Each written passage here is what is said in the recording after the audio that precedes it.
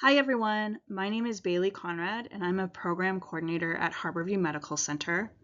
This is a series of presentations on how to apply for SSI disability for newly arrived refugee clients. This is the fourth presentation and it covers how to become an authorized representative. So let's talk about an authorized representative, what that means according to Social Security, and how to sign on as a representative for your client. In general, SSI disability is one of the systems that I would recommend being very involved in as a caseworker because it is very complicated. Social Security really relies on mail and mailing documents to clients in English that haven't been translated into other languages. And there are a number of deadlines that are often very fast that you need to meet in order for the claim to continue moving forward. So signing on as your client's authorized representative will make sure that you are able to really closely follow the claim. So what does this do? It allows you to discuss your client's claim directly with Social Security.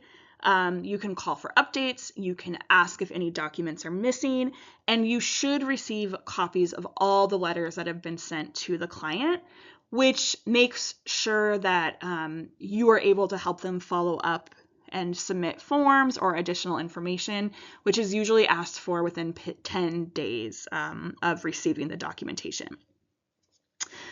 Your authority as an authorized representative actually ends once the claim is in pay.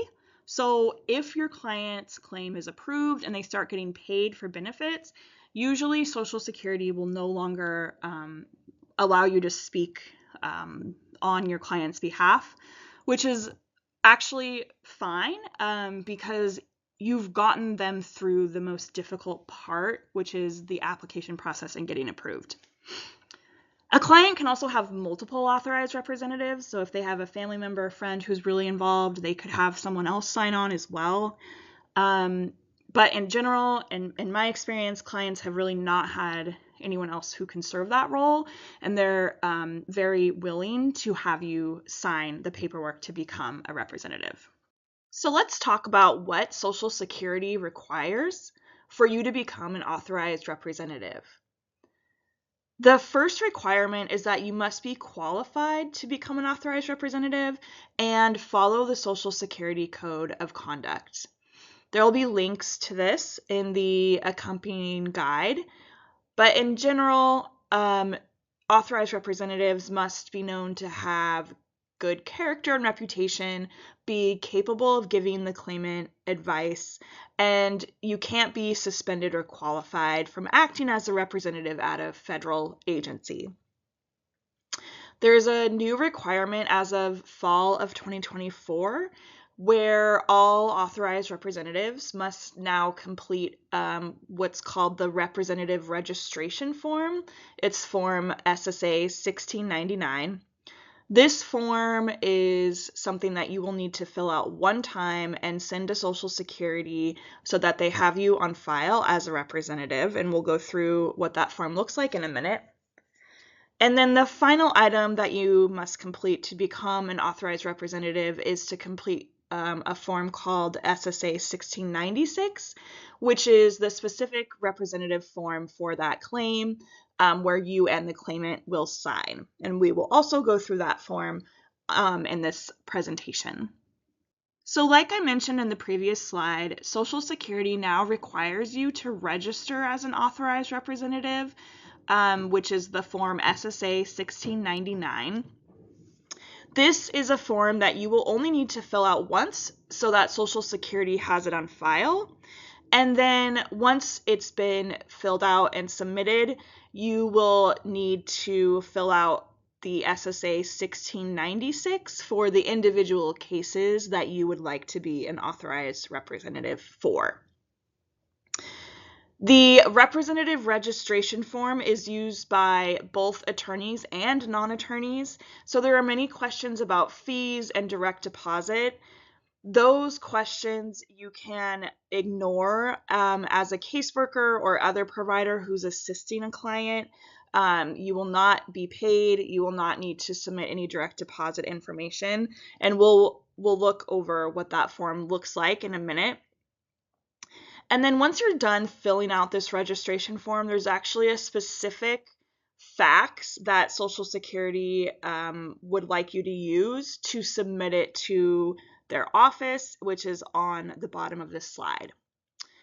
So let's take a minute and walk through the representative registration form, or SSA 1699. So the first section on this form asks for some personal identification for you as the representative who is registering with Social Security. And you can see that on the left-hand side.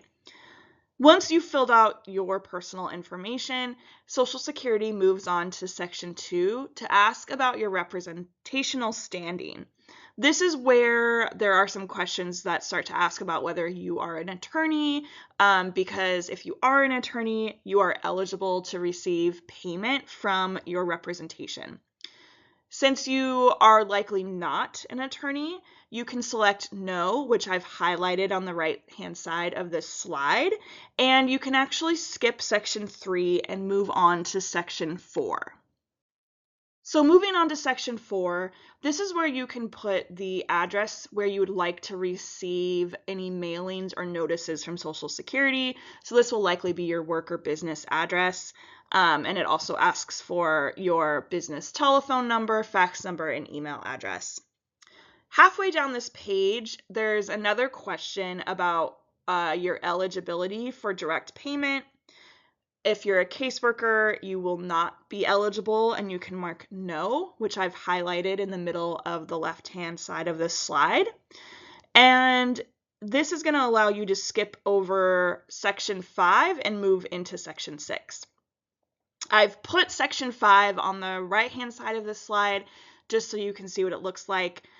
Again, you're going to completely skip this section, but it's information about those who are becoming representatives and receiving payment.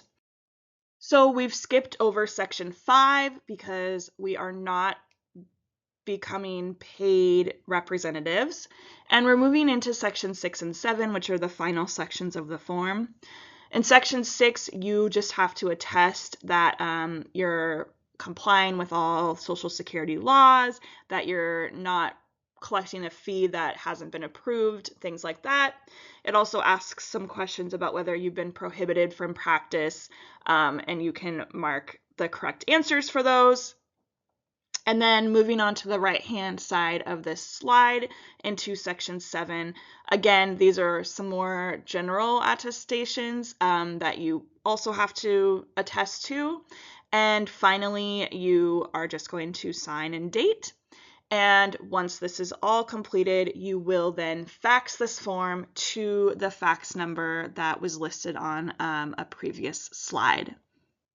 So once you've completed the representative registration form, which again only needs to be filled out and submitted once, the final step to becoming an authorized representative is to fill out the 1696 form and have the client sign.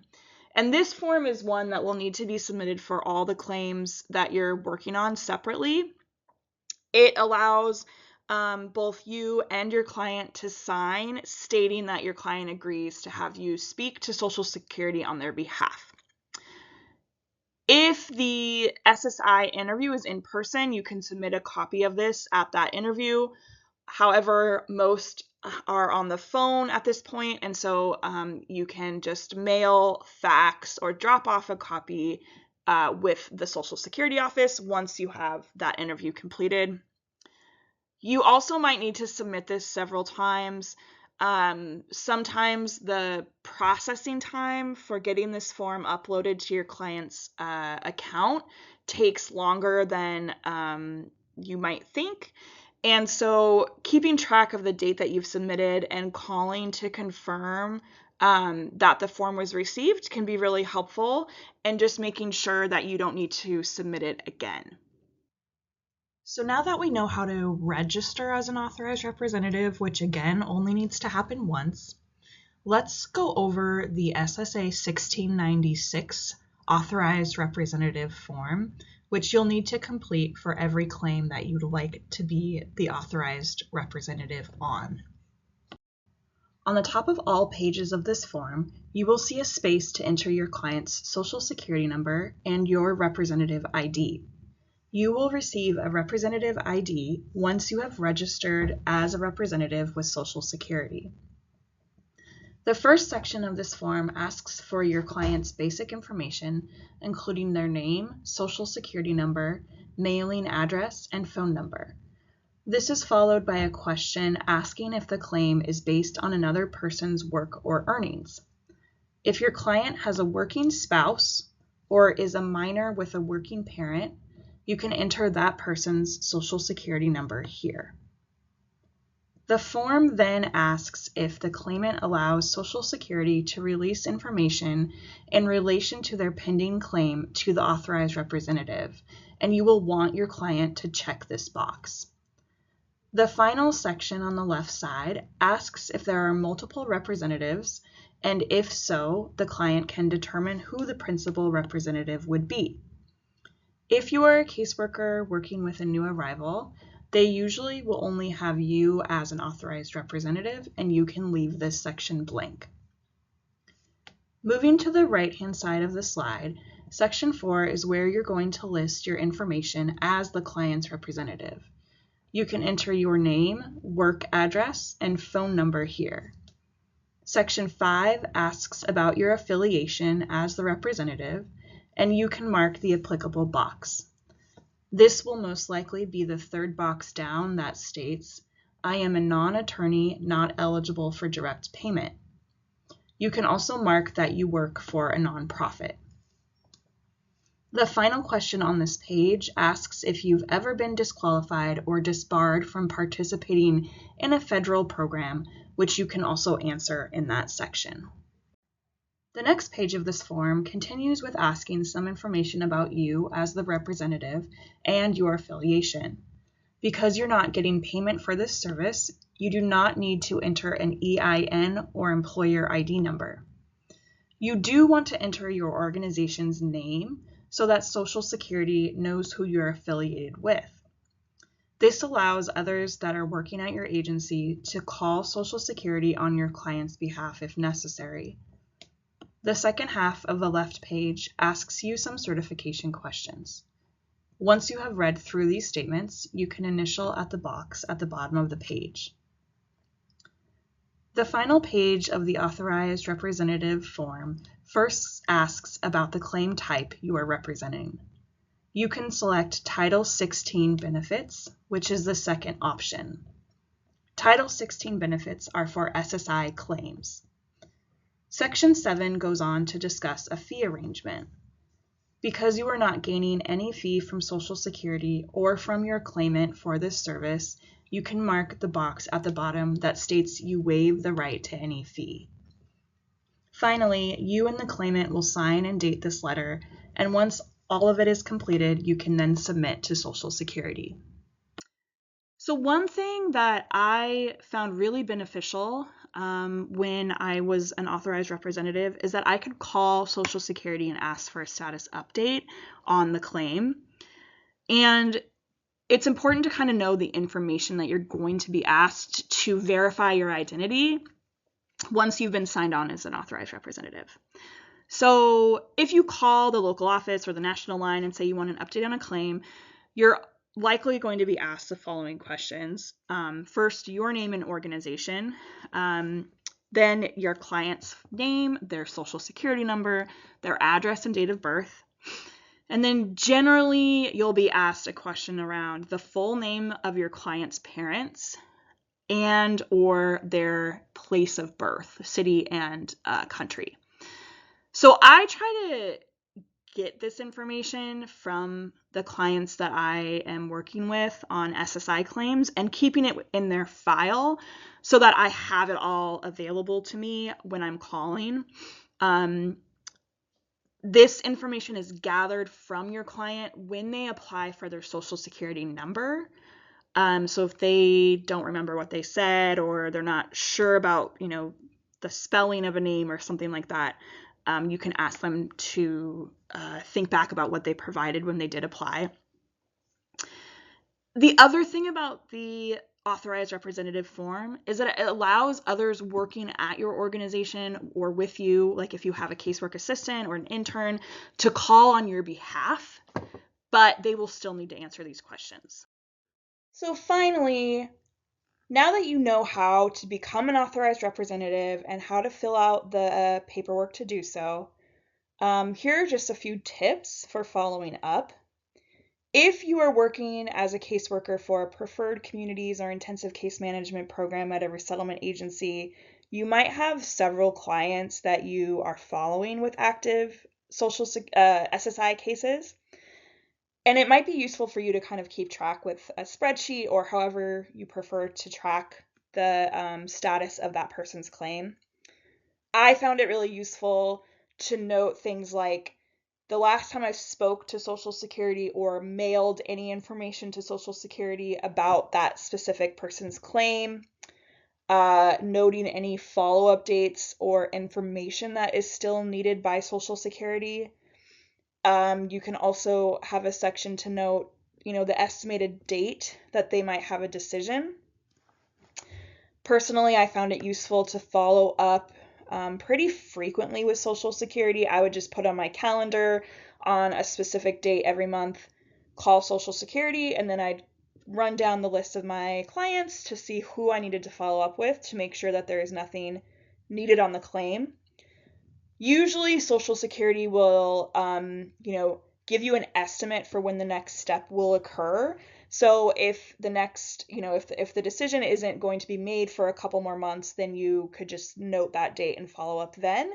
But this is just one of the ways to remain really proactive on these cases and making sure that you continue to be involved and knowledgeable about the status of the claim. If you're nervous about calling and asking, I found it useful to say something like, I'm an authorized representative calling on behalf of a few claimants that are applying for SSI, and I'd like to ask a few questions or get an update on the status of their case. It's absolutely fine to call and just say you want a status update. A lot of times the answer will be, they're waiting for a decision or it's in process, but really what you're trying to do with these calls is to make sure that there's nothing that is needed from the client to move the case forward.